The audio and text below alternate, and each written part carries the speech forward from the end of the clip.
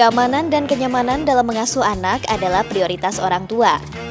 Namun lain ceritanya bagi orang tua yang harus bekerja. Tak heran urusan mengasuh anak seringkali diberikan pada pengasuh atau dititipkan pada kakek dan neneknya.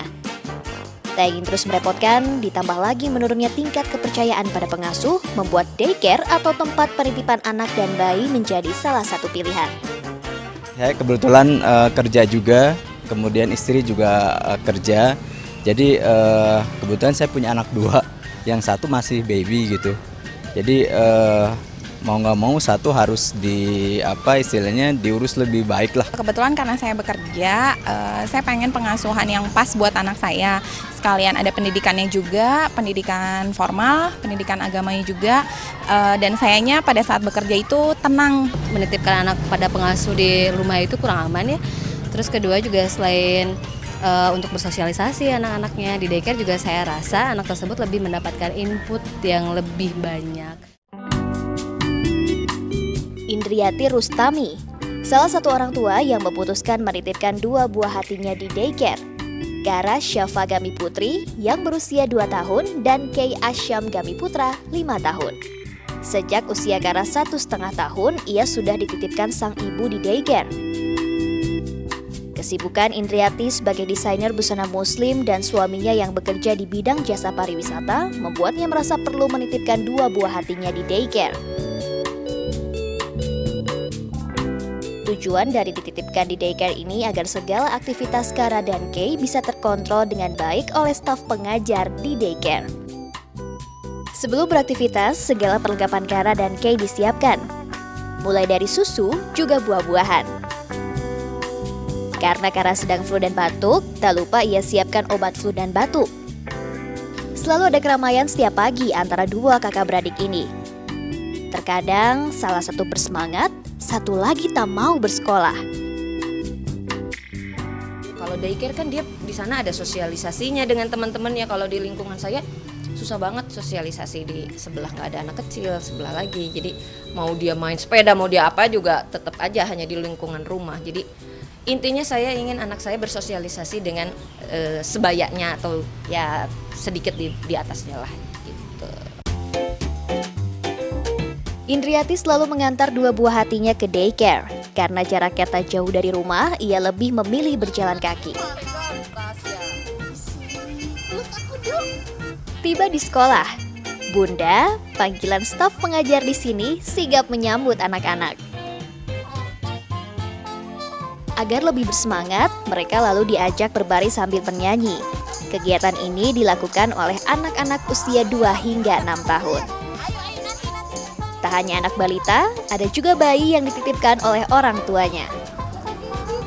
Daycare yang berada di kawasan Badak Singa, Kota Bandung ini mengusung konsep Islamic Character Building. Karena pembekalan agama ternyata dapat membantu perkembangan anak terutama dalam hal sikap dan tingkah laku.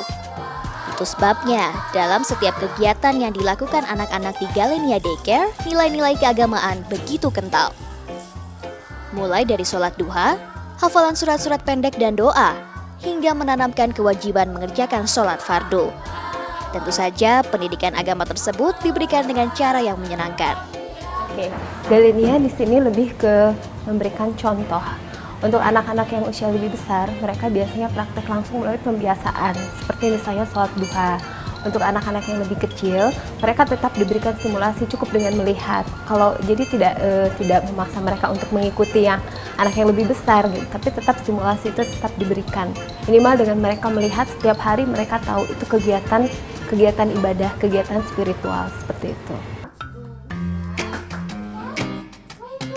Jasa penitipan bayi dan anak yang berdiri sejak tahun 2011 ini menerima penitipan bayi berusia 3 bulan hingga anak berusia 6 tahun.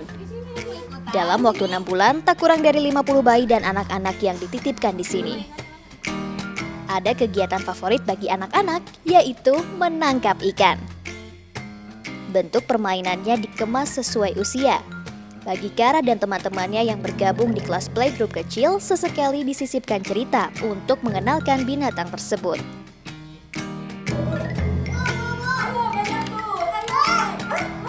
Nah, Bagi usia prasekolah, permainan menangkap ikan ini dikemas dalam bentuk lomba untuk melatih kekompakan antar teman. Dan yang paling penting, permainan ini bertujuan melatih logika matematika anak. Karena saat menangkap ikan, anak juga belajar menghitung. Fasilitas yang ditawarkan di sini terbilang lengkap. Tak heran, tarif yang ditawarkan sesuai dengan fasilitas yang didapat. 1,8 juta rupiah per bulan untuk bayi dan 1,7 juta rupiah per bulan untuk anak usia 2 hingga 6 tahun.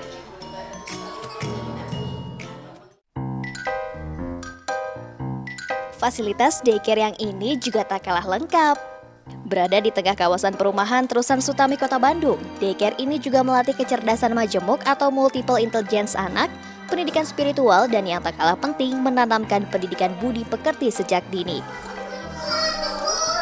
Sebelum melakukan aktivitas setiap harinya, bayi dan anak-anak di sini selalu berinteraksi dengan lingkungan sekitar dengan cara berkeliling komplek. Diharapkan sang anak nantinya tak hanya cinta pada lingkungannya sendiri, namun juga memahami pentingnya melestarikan alam. Tak hanya itu, berinteraksi dengan alam ternyata juga dapat meminimalkan gangguan perkembangan anak dalam meningkatkan aktivitas motorik yang cenderung menyebabkan aktivitas berlebih pada anak atau yang biasa dikenal dengan hiperaktif. Pengalaman sensori ketika berada di luar seperti merasakan hembusan angin dan hangatnya sinar matahari pagi mendorong perasaan rileks pada anak. Tak hanya menanamkan nilai budi pekerti sejak dini, daycare yang awalnya sebuah klinik tumbuh kembang anak ini juga fokus untuk melatih sensori motorik anak. Di antaranya melatih motorik halus, yaitu kemampuan anak yang berhubungan dengan keterampilan fisik yang melibatkan otot kecil serta koordinasi mata dan tangan.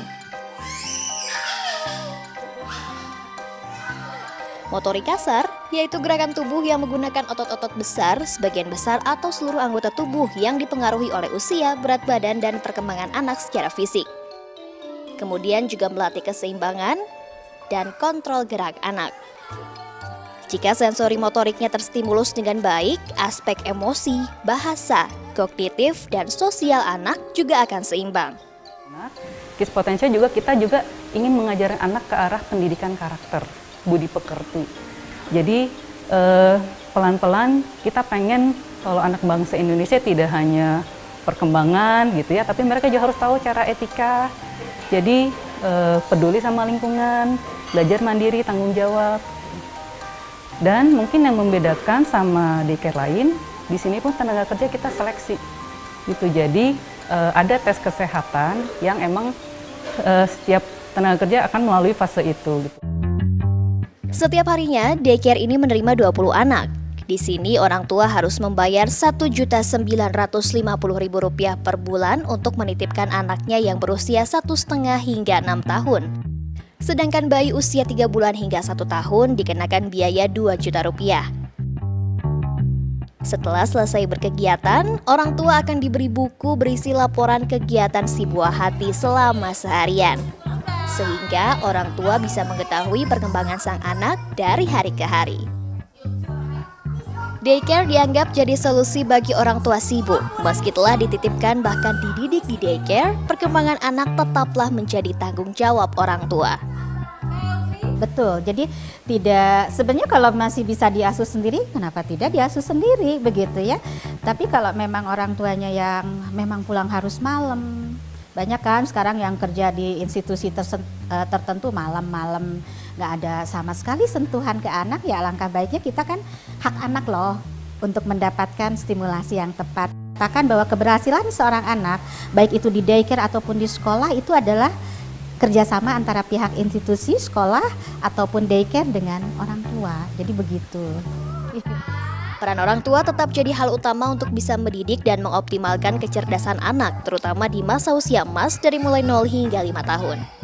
Karena di usia inilah waktu ideal bagi anak membentuk kebiasaan-kebiasaan yang akan berpengaruh pada kehidupan selanjutnya. Desi Juliani, Pugi Pramudia, melaporkan untuk NET.